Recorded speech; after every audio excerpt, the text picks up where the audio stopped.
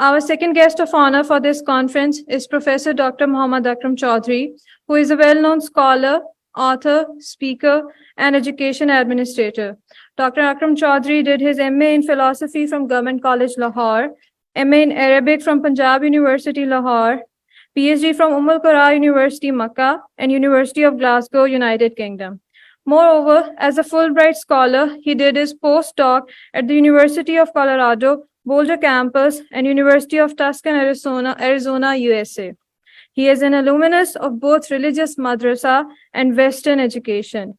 Dr. Akram has served many years as Dean at Punjab University, Lahore, and Bahauddin Zikriya University, Multan, and 8 years as Vice Chancellor of the University of Sargodha. Dr. Akram's main area of research is the linguistics of Quran and its defined character. I would like to request Dr. Akram Chaudhary to please come to the stage and share a few words. Bismillah ar-Rahman ar-Rahim. Dr. Nasser Ikram, Dr. Fahmida Sahiba, respected Chief Guest William McAneal, Consul General of United States of America, Dr. Rashid, and very respected faculty members and dear students. I'm thankful to the organizers for providing me with this opportunity to talk to the leaders of the future. I just wanted to, you will be attending next sessions in which many scholarly lectures, you would be listening to them. And I would just make few points before you that subcontinent, its society has been a multilingual society. And we spoke many languages. We wrote in many languages in subcontinent, in Hindi, Sanskrit, Punjabi, Balochi, Pashto, Sindhi, Bengali. And you would be surprised to know that the best Arabic dictionary was produced in Lahore 800 years before. Saghani Lahori, he wrote Al-Ubab al-Zafir, the most authentic Arabic lexicon.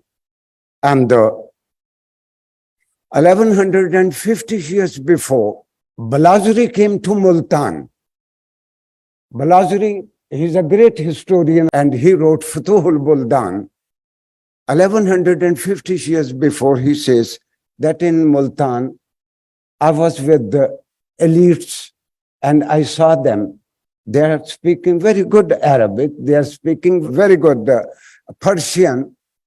And as far as the local people, I repeat his sentence, Amal Mahalliyun Fahum Yatakallamun Lugha al-Mahalliya, as far as the local people are concerned, they speak their own language and they are named as Jat. Since sound of T is not in Arabic, he writes that they are named as Jat. Probably this is our old legacy, that when I speak Punjabi, I feel at home. Ladies and gentlemen, a language, a natural language, I'm not talking about language of the computer like Java, etc. A natural language is a set of symbols which are used for communicating with each other in a linguistic unit. And the literature is produced in these natural languages. There is most quoted Arabic proverb that al-adabu suratun min suwar al-hayat, that literature of a community, literature of a civilization is a true depiction, is a true picture of their society, of their worldview, of their aspirations, of their dreams, of their future. Ladies and gentlemen, having said that, it is also fact that what is said in an Arabic proverb that kalamul muluki, mulukul kalam, that language of the masters is itself a master for the subjugated people in an area. So It was understood by Henry Harding, who was East India Company's Governor General from 1844 to 1848 for 4 years. With a stroke of pen, he passed an order that in our controlled areas, only those persons would be given service and employment who knew English, who can speak, read, and write English. With one order, all the scholars and all the people who knew very good Persian, very good Hindi, very good Sanskrit, very good regional languages, they were declared to be illiterate. And then we produced bureaucracy, which was very fluent in the language of the colonial masters. Ladies and gentlemen, students of linguistics should remember that this area is very rich in literature in all regional languages. But here I would point out just one point pertaining to semantics. Linguistics is scientific study of a language, and semantics studies a relationship between word and its meanings. And I was astonished in the University of Glasgow. I went there for PhD. I read a book by Palmer. The name of the book was Semantics, which was published by University of Cambridge in 1976. And Palmer says, he gave a dictum, and his dictum was that the form is permanent and the content moves. The form is permanent and the content moves. Word remains the same, but its meaning is always changed. Then he gives an example, that word nice. Few centuries back, the word nice was an ugly rebuke, very ugly rebuke. ये बहुत बड़ी गाली था nice, और अब नसर साहब पढ़ाते हुए अपने किसी बच्चे को कहें कि वेरी नाइस, तो he says, the student says, thank you very much, sir. A rebuke upside down, it was changed into pleasing adjective. And I would remind you, Wordsworth and Daffodils, Wordsworth talks about a poet. That poet must be a gay. I'm sorry if there is any poet in this hall. That poet must be a gay. When Wordsworth says gay, he means a happy person. Now its connotation has absolutely been changed. In fact, words tend to change their meanings with passage of time, and students of linguistics should remember it. And this is natural phenomena which occurs in all natural languages. I would give just one example from Urdu. Mir Taqi Mir, who died in 1810 AD, he was like a professor, not a wealthy man.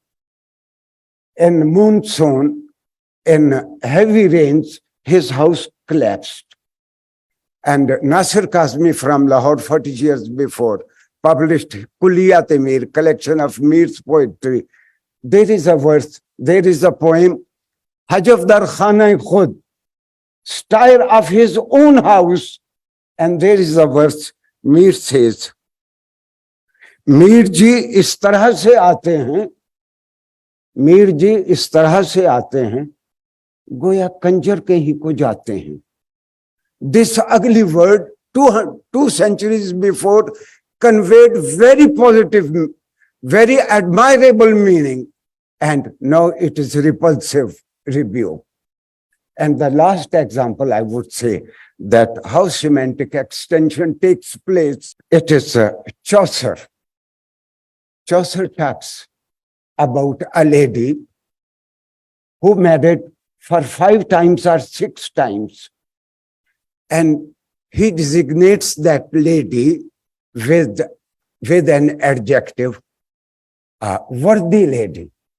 Worthy lady. Worthy was that she was married at least for 5 times. And what a pity I was a vice chancellor of a public sector university for 8 years with 40,000 students. For 8 years, this word was affixed with my name. And though it was happened only once, ladies and gentlemen, this natural law is broken by one book only. And it is Quran. Quran implied about 323,000 words. तकरीबन 3,23,000 अल्फाज हैं कुरान करीम में. No word has changed its connotation with the passage of time. Excuse me. Since the Quranic vocabulary has not accepted semantic extension and the words implied by the Quran didn't change their meanings, therefore, like other revealed books, the revised version of the Quran was never needed. And the students of linguistics should know this continuous miracle of the Quran. They should learn English to learn social liberties, to learn democracy, to learn many other positive things and technologies. They should also read Quran to know the linguistic beauties of the Quran. Thank you very much.